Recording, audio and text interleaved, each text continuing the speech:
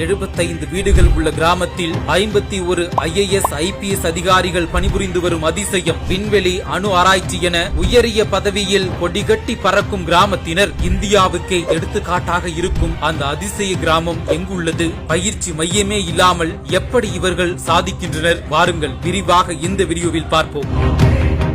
நமது நாட்டில் பள்ளி பருவத்திலிருந்து குழந்தைகள் தங்களது பாட புத்தகத்தில் தங்களது பெயருக்கு பின்னால் IAS IFS IPS என பட்டங்களை எழுதி வைத்திருப்பார்கள். அதனை பார்க்கும்போது நமது எதிர்கால லட்சியங்களை நாம் கவனம் சிதறாமல் இருக்க பள்ளி ஆசிரியர்கள் நமக்கு சொல்லிக் கொடுத்திருப்பார்கள். ஆனால் அது காலப்போக்கில் அந்த புத்தகத்தை தூக்கி போடுவதைப் போல நாமும் அந்த கனவினை தூக்கி போட்டு விடுவோம். ஆனால் இங்கு ஒரு கிராமத்தில் வெறும் 75 வீடுகள் மட்டும் இருக்கும் நிலையில் 51 IAS IPS என மிக உயரிய பணியில் உள்ளனர். கண்டிப்பாக இந்த செய்தி உங்களை ஆச்சரியப்படுத்தியிருக்கும். உத்தரப்பிரதேச மாநிலத்தில் உள்ள மதோபட்டி என்ற கிராமத்தில் தான் இந்த ஆச்சரியங்கள் நிறைந்துள்ளன. நாட்டிற்கு உயர் அதிகாரிகளை உருவாக்கி தரும் ஃபேக்டரியாக இருக்கும் இந்த கிராமத்தில் நிறைய அதிசயங்கள் நடந்துள்ளன. ஜான்பூர் மாவட்டத்தில் உள்ள இந்த கிராமத்தில் வெறும் 75 வீடுகள் மட்டுமே உள்ளன. அதிலும் 75 குடும்பங்களில் இருந்து 51 IPS மற்றும் IAS அதிகாரிகள் மட்டும் உருவாகவில்லை. விண்வெளி, அணு ஆராய்ச்சி, வங்கி, இந்திய வெளியுறவுத்துறை, இந்திய வருவாய்த்துறை உட்பட பல உயர்தர பணிகளிலும் பணிபுரிகின்றனர். சுதந்திர போராட்ட வீரர் தாக்கூர் பகவதித்தின் சிங்கும்